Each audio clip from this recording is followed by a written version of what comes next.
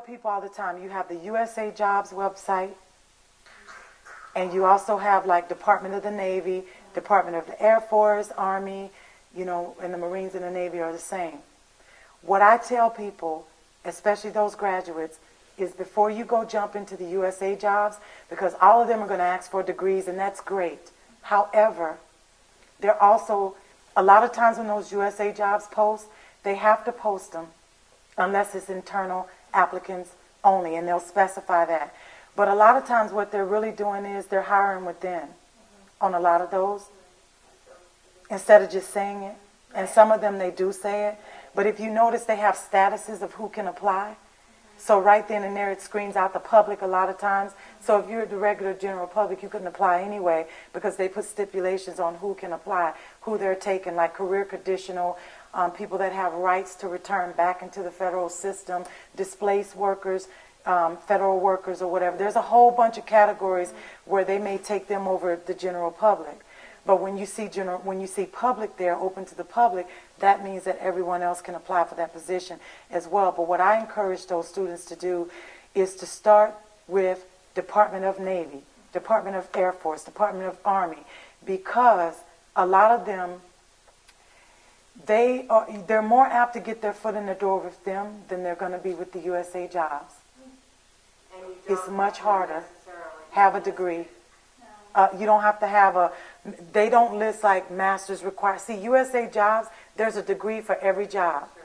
But if you have a degree and you apply for the Department of the Navy, that's negotiable for that student to come in at a higher level.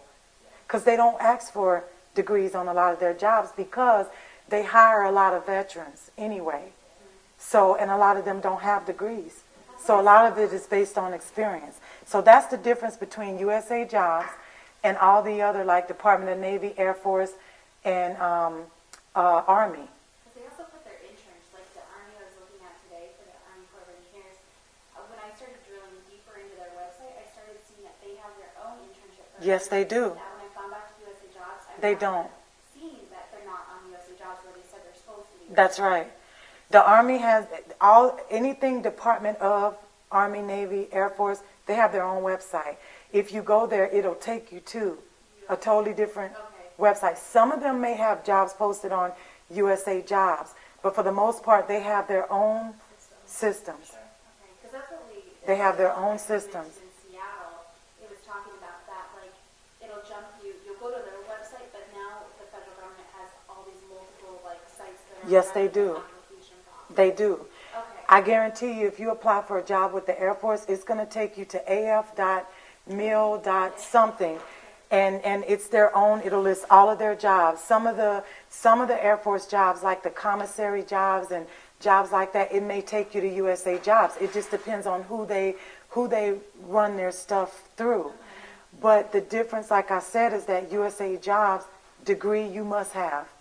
Department of's, you're not going to see that. And another thing, the Navy has the best internship program with regards to students that have a logistics type of education, with a lot of supply and demand type stuff.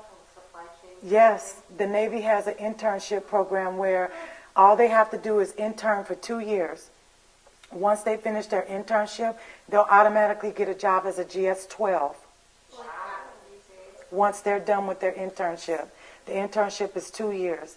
A girlfriend of mine did the program. Is that the SET program? No, this is, if you go to the Department of the Navy's website, the Supply Corps area, they have a little separate area of their own that talks about their internship program.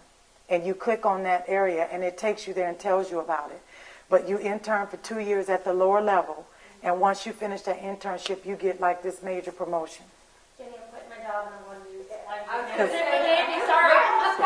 Because they send you through all this different training and all this here kind of stuff while you're interning. So it's, I mean, there's a lot of stuff out there, and that's why I tell these folks, you have to tap into all of this stuff because there's so much stuff out there with regards to directions of where you can point the students.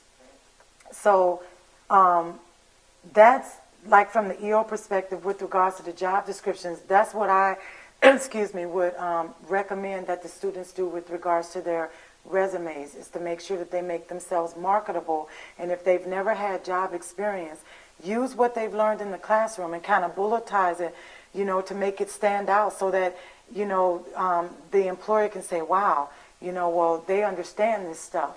Because I wrote mine, like I've been working in corporate America for years, and I haven't, but it's just what I've learned in school. Yeah, it's how to frame it. So that's what I recommend with regards to that. So with the job descriptions here, those are the things that I'm looking at.